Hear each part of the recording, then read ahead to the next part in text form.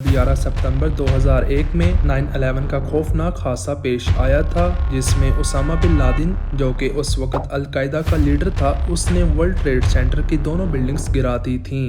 अल्लाहु अकबर। फतह मुस्लिम उम्मा की होगी और फ़लस्तीन अरब है।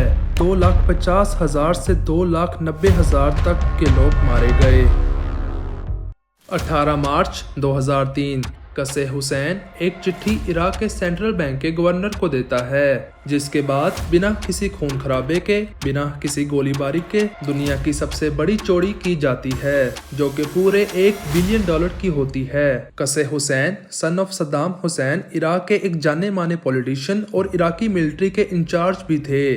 दरअसल कसे हुसैन के अंडर 70 से 75 हजार के करीब आर्मी थी, जो कि T-72 और लाइन ऑफ बेबीलोन जैसे टैंक्स और AK-47 से लैस थी, जिसे इराकी रिपब्लिक गार्ड के नाम से जाना जाता है। लेकिन सवाल तो ये है कि उस चिट्ठी में था क्या, जिसे देखकर बैंक के गवर्नर ने बैंक की सारी दौलत कसे हुसैन के हवाले कर दी।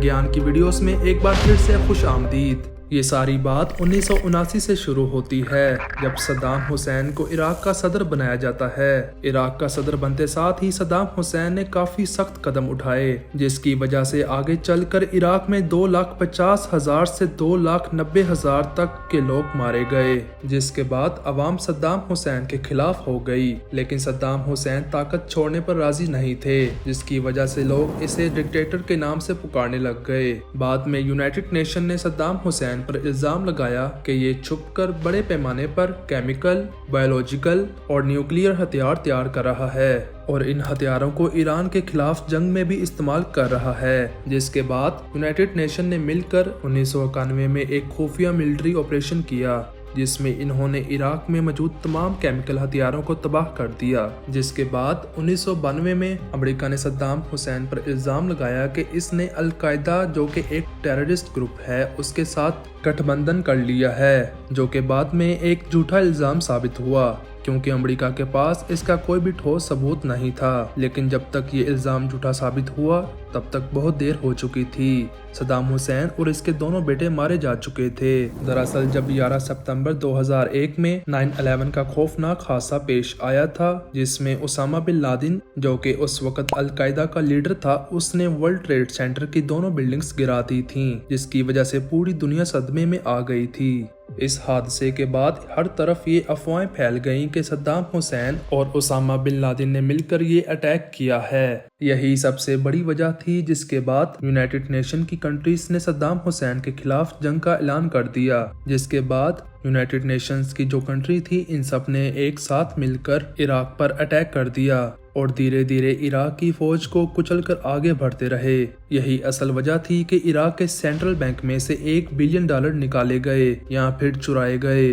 दरअसल जब यूनाइटेड नेशंस की आर्मी सद्दाम हुसैन के काफी करीब पहुंच चुकी थी, जिसकी वजह से सद्दाम हुसैन समझ गया था कि अब बचना मुमकिन नहीं है, इसलिए उसने अपने छोटे बेटे कसे हुसैन को अपने हाथ से लिखी हुई एक चिट्ठी दी और कहा कि ये बैंक के गवर्नर को देकर सारे पैसे निकाल लाओ। कसे हुसैन ने वैसा ही किया। तकरीबन 4 बजे के करीब 18 मार्च 2003 को सेंट्रल बैंक ऑफ इराक के बाहर 3 बड़े ट्रक लगाए गए, जिनमें पूरे $1 बिलियन लाद दिए गए। सद्दाम हुसैन और इसके दोनों बेटे उदय हुसैन और कसे हुसैन यूनाइटेड नेशन की आर्मी के आने से पहले ये सारे पैसे लेकर फरार हो गए। बाद में कुछ ही दिनों बाद उदय हुसैन और कसे हुसैन यूनाइटेड नेशंस की आर्मी के साथ शूटआउट में मारे जाते हैं और सद्दाम हुसैन को भी पकड़ लिया जाता है और तकरीबन $650 मिलियन बरामद कर लिए जाते हैं और बाकी के $350 मिलियन कहां गए किसी को नहीं पता। कुछ लोगों का कहना है कि इस रकम को इराक के बाहर प्रॉपर्टी और कुछ दूसरे असासों के तौर पर पूरी दुनिया में स्मगल कर दिया गया है, लेकिन सच क्या है ये कोई नहीं जानता।